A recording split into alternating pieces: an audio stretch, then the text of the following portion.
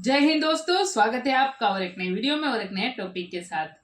Pakistan media shocked as 3 Indian warship reached in South China. Pakistan को तो shocked होना भी चाहिए, साथ में चाइना को भी होना चाहिए। तो चलिए दोस्तों, पहले वीडियो स्टार्ट करते हैं। दोस्तों आशा करेंगे पसंद आएगा, और पसंद आए तो लाइक और शेयर जरूर से कर दीजिएगा। और चैनल पर पहली बार है सब्सक्राइब नहीं किया तो साथ में सब्सक्राइब भी कर दीजिएगा। चलिए स्टार्ट करते हैं। चीन के इलाके में घुसकर भारत ने ललकारा है, और ऐसा हम इसलिए कह रहे हैं क्योंकि भारतीय नौसेना के 3 आधुनिक युद्धपोत साउथ चाइना सी में तैनात किए गए हैं। और ये तीनों युद्धपोत इस समय उस इलाके में हैं जिसे साउथ चाइना सी कहा जाता है, और जहां अक्सर चीन ने जबरन कई द्वीपों पर कब्जा किया है। चाइना के लिए ये कोई अच्छी खबर नहीं, बहुत बुरी खबर है, जबकि इंडिया के लिए ये बहुत ही अच्छी खबर है। इससे पता ही चलता है कि इंडिया का इन्फ्लुएंस दुनिया में किस तरीके से बढ़ रहा है कि इंडियंस क्या कर रहे हैं, किस तरह ताल्लुक को ट्रांसफॉर्म कर रहे हैं। ठीक है जी, अमेरिका और जो इंडिया है वो मेजर डिफेंस पार्टनरशिप में चले गए हैं। ये बात ठीक है कि वो the target is China. Asia में बाद में चल के एक ही ताकत रह सकती है, चाइना हो या इंडिया, दोनों एक साथ नहीं रह सकते। ये इंडिया को भी पता चल चुका है। एक ही रहेगा, या तो इंडिया रहेगा चाइना रहेगा। और मैं आपको दावे के साथ कह सकता हूं कि चाइना नहीं रहेगा। इनको पता लग गया है कि चाइना के पेट पे लात कैसे मारनी है। चाइना नहीं पिट सकता, इंडिया 2020 में पिट चुका है इंडियन सोल्जर्स के हाथों। पूरी दुनिया को पता है चाइना में भी क्राइसिस चल रहे हैं। सुने ना, चाइना पे इतनी जज्बात क्यों भर रहे हैं? चाइना में भी बहुत से क्राइसिस जन्म ले रहे हैं। चाइना को बहुत सी चीजों में इंडिया ने बीट भी कर लिया, हम क्यों नहीं मानते? अमेरिका जो है वो भारत को नेवल लॉजिस्टिक हब बनाने जा रहा है। भारत को नेवल लॉजिस्टिक हब बनाने जा रहा है। और हम क्या कर रहे हैं? हम कह रहे हैं कि नहीं, हंसा तोड़े ना, कोई ताल्लुकात नहीं रख रहे हैं। चाइना को काउंटर करना शुरू करो। चाइना के कोई दोस्त थोड़ा ना दुनिया में, चाइना के गुलाम दुनिया भर में हैं। पाकिस्तान, मालदीव्स, है ना, ये सब चाइना के गुलाम हैं। भारत के दोस्त बहुत हैं, चाइना के गुलाम बहुत हैं। ये फर्क है चाइना और इंडिया में। जय हिंद दोस्तों बहुत बड़ी खबर आज सुबह निकल के सामने आई, जब ये पता चला भारतीय नेवी के आधिकारिक वेबसाइट से कि भारत सरकार के भारतीय नेवी के 3 डिस्ट्रॉयर, 3 वॉरशिप साउथ चाइना सी रीजन में गश्त लगा रहे। ये साउथ चाइना सी का दोस्तों वही रीजन है जहां पे चाइना कभी फिलीपींस को परेशान करता है, कभी ताइवान को परेशान करता है। ये जो क्षेत्रफल की दृष्टि से छोटे इधर के रीजन है, सिंगापुर टाइप के देश है, इंडोनेशिया, इन सबको जो है चाइना इसी साउथ चाइना सी रीजन में जो सी इलाका है यहीं पे परेशान करता है। भारत के 3 डिस्ट्रॉयर वहां पे पहुंच गए। ये तीनों डिस्ट्रॉयर इतने खतरनाक है दोस्तों कि नीचे जो पनडुब्बी है उनको भी खत्म कर सकते हैं, और भारी से भारी मिसाइल को खत्म कर सकते हैं, और इवन दो एक बार को तो ये न्यूक्लियर वेपन्स को भी न्यूट्रलाइज कर सकते हैं।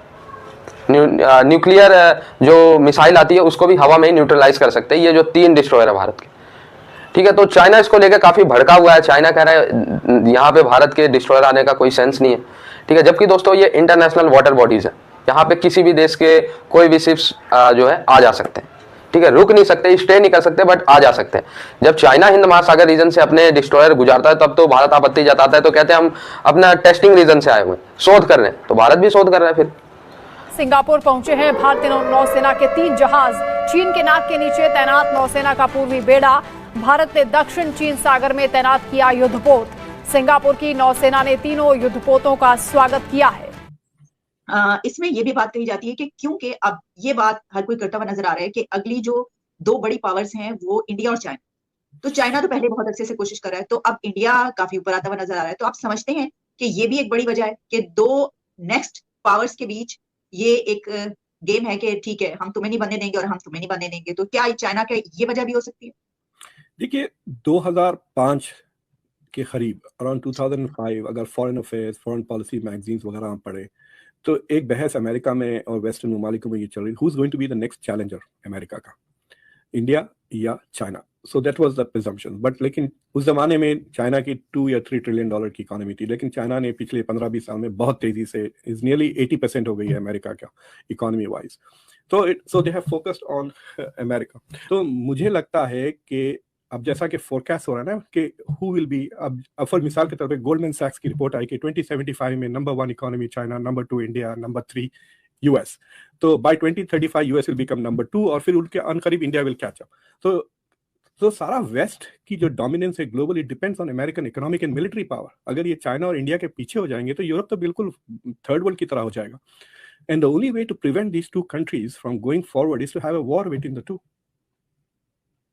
तो अगर चाइना और इंडिया खुदा ना खास्ता जंग लड़ लेते हैं, एक सीरियस किस्म की जंग, तो आप सोचिए किस तरह की कैजुअलिटीज, इनकी इकोनॉमिक बैकवर्ड हो जाए, दोनों मुल्क इकोनॉमिकली सफर करेंगे and they will become backward, and then ये सारे फोरकास्ट के the West will become behind, वो सारा खत्म हो जाएगा।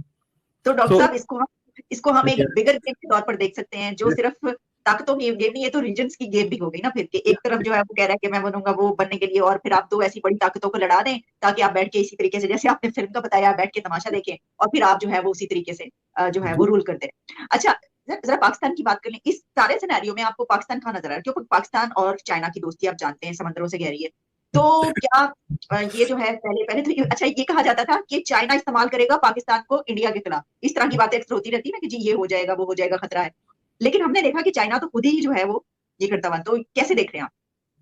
मतलब ये इंडिया की डिफेंस पॉलिसी भी कहती है ना कि टू फ्रंट्स एंड 2.5 फ्रंट्स की जो बात करते हैं, कि अगर हमला अगर हुआ इंडिया पे तो दोनों फ्रंट्स पे दोनों मुल्क करेंगे, और फिर इंडिया में इंटरनली इंसर्जेंसी हो जाएगी, खासतौर से कश्मीर को लेकर, तो उसको वो 2.5 फ्रंट्स की बात कहते हैं।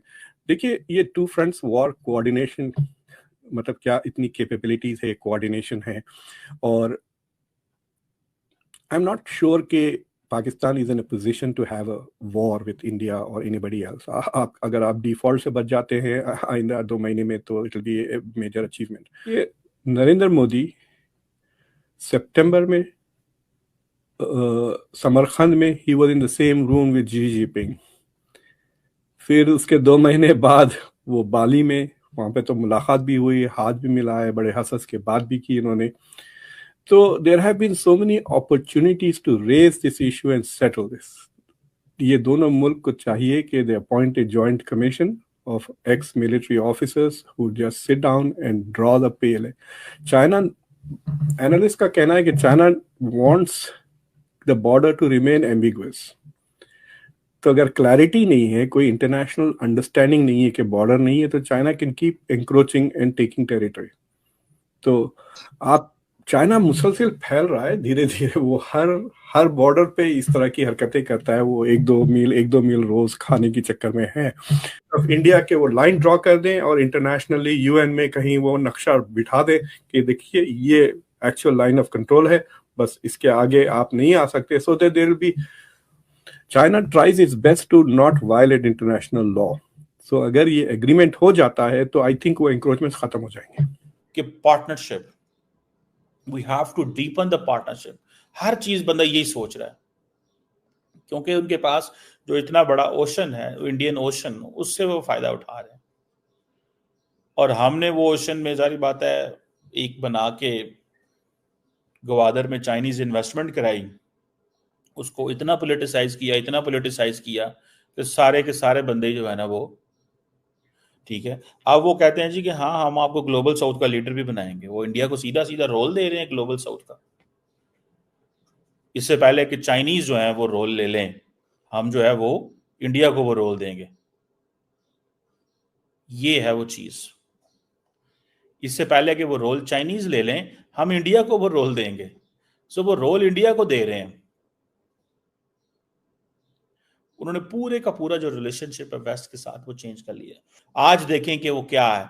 आज वो इंडिया को नेवल लॉजिस्टिक हब बना रहे हैं। और हम क्या कह रहे हैं, मैं नेवल लॉजिस्टिक हब की कोई नई स्टोरी नहीं है, ये कोई नई स्टोरी नहीं है, ये पिछले साल से चीजें चल रही हैं। लेकिन मैं आपको सिर्फ ये बताना चाहता हूं कि आप कह रहे हैं हमने अड्डे नहीं देने, वो कहते हैं जी ठीक है, डोंट वरी, अड्डे ना दें हमें हम एक नेवल लॉजिस्टिक हब बना दें। आप अड्डे वो नेवल लॉजिस्टिक हब क्या होता है? अड्डे ही होते हैं, और क्या होता है? वो अड्डे ही होते हैं। तो दोस्तों, चाइना को तो भारत हर हाल में काउंटर करने को देख रहा है। एटलीस्ट जब से ये करंट नरेंद्र मोदी जी की गवर्नमेंट आई है, उन्होंने एटलीस्ट ये पॉलिसी तो अपनाई है, भाई चाइना को छोड़ना नहीं। अगर चाइना हमारे पीछे पड़ा हुआ है तो हम चाइना के पीछे पड़ेंगे, ठीक है। और शांत रह के अगर भीगी बिल्ली बन के बैठे रहेंगे तो उससे कोई काम चलने वाला नहीं, ठीक है। चाइना ने हमारे पड़ोसियों को, मैं बार बार अपने अधिकतर वीडियो में कहता हूँ, चाइना ने हमारे पड़ोसियों को फीड कराया। नेपाल, बांग्लादेश, श्रीलंका, मालदीव, पाकिस्तान, ठीक है, इन सबको फीड कराया। एक तरीके से भारत के खिलाफ चैन बना दी, और ये चैन और मजबूत होती जाती अगर प्रधानमंत्री नरेंद्र मोदी जी की गवर्नमेंट इस पर स्ट्रिक्ट एक्शन नहीं लेती। स्ट्रिक्ट एक्शन लेते ही बांग्लादेश में न्यूट्रलाइज किया गया। हालांकि बांग्लादेश में काफी हद तक चाइना अपनी पकड़ बना चुका है, पूर्णतः बांग्लादेश में न्यूट्रलाइज नहीं कर पाए। अगर यही कदम 2010 में या उससे पहले गवर्नमेंट उठाती तो बांग्लादेश में भी शायद चाइना के फुटप्रिंट को न्यूट्रलाइज किया जा सकता था। इसके बाद फिर नेपाल में भी चाइना ने इतनी पकड़ बना ली कि अब नेपाल से भी चाइना को निकालना लगभग मुश्किल है, नामुमकिन नहीं लेकिन मुश्किल है। इसके बदले में भारत ने क्या किया कि अब चाइना के पड़ोसियों को जो है भारत अपने साथ मिला रहा है, जैसे फिलीपींस, जैसे ताइवान, जैसे जापान। तुम हमारे पड़ोसियों को हमारे खिलाफ उकसाओ तो हम तुम्हारे पड़ोसियों के साथ, ठीक है, टिट फॉर टैट वाली बात, ठीक है। इन्होंने श्रीलंका में द्वीप बनाया तो फिर हमने म्यांमार में द्वीप बना लिया, ठीक है। इन्होंने पाकिस्तान में द्वीप बनाया तो हमने ईरान में द्वीप बना लिया, हमने ओमान में द्वीप बना लिया, हमने इसके बाद मॉरिशस में भी द्वीप बना लिया, अपना पोर्ट भी कह सकते हैं इसे, नेवल बेस भी कह सकते हैं, ठीक है। तो ओवरऑल कहीं ना कहीं चाइना को न्यूट्रलाइज करने की पॉलिसी नरेंद्र मोदी जी की काफी हद तक सक्सेस रहा।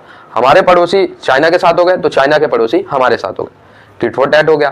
तो अगर ये हम नहीं करते तो आज सोचिए आप लोग कि भारत कितना आइसोलेट होता चाइना के खिलाफ, सोच सकते हैं आप लोग। जुड़े रहे ऐसी वीडियोस के लिए, तब तक के लिए धन्यवाद, जय हिंद। थैंक यू दोस्तों, वीडियो को यहाँ तक देखने के लिए। कमर सीमा जी कह रहे हैं इंडियंस क्या कर रहे हैं, न्यूज आप देख रहे हो इंडियंस क्या कर रहे हैं, ठीक है। इंडियंस आपके घर में घुसने की तैयारी कर रहे हैं, ऐसा क्वेश्चन तो करेंगे। बिल्कुल, चाइना के घर में तो घुस चुके हैं, चाइना को भी उसकी औकात दिखा दी है, ये हमारी जो त्रिशक्ति है वो क्या क्या कर सकती है।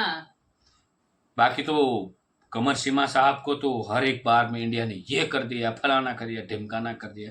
देखो हर एक कंट्री हमारी इन्फ्लुएंस है और बढ़नी चाहिए, बढ़ेगी जितनी इन्फ्लुएंस उतनी हमारी ताकत दिखेगी दुनिया को। और चाइना वालों को तो उसका जहाँ नाम आया वो सब उनकी हो गई। ये दक्षिण चीनी सागर है वो उनको लग रहा है वो उनकी उसके बाप का थोड़ी है, हाँ, उसमें उनको मतलब उसको कब्जा करना उसके बाप का नहीं है। बाकी दोस्तों वीडियो आपको कैसी लगी है कमेंट में लिखकर जरूर बता दीजिए। फिलहाल आपसे विदाई ले रहे हैं, लेकिन मिलेंगे और एक नए वीडियो में आपके साथ। टिल देन, जय हिंद, जय भारत।